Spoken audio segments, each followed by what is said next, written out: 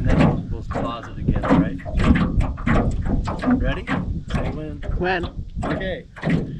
Okay, so this is a multi-probe, and we have probes on this piece of equipment for pH, dissolved oxygen, redox, temperature, and conductivity.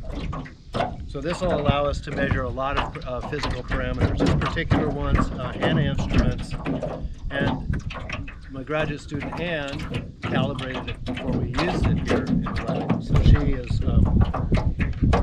this would be something you would do otherwise right in the field right before you used it if you hadn't calibrated it right before you left.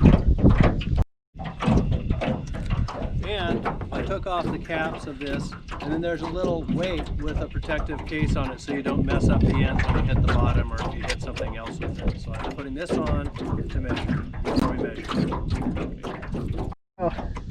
Okay, what's our depth that we're at now?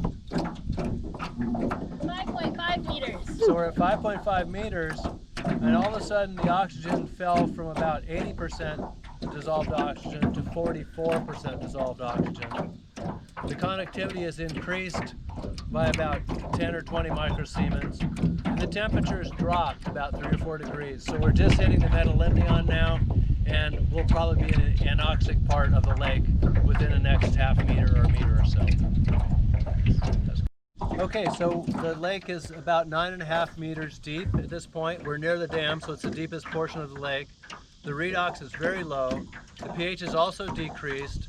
The oxygen is below 10%. Probably this probe is not exactly calibrated. It's probably pretty close to zero.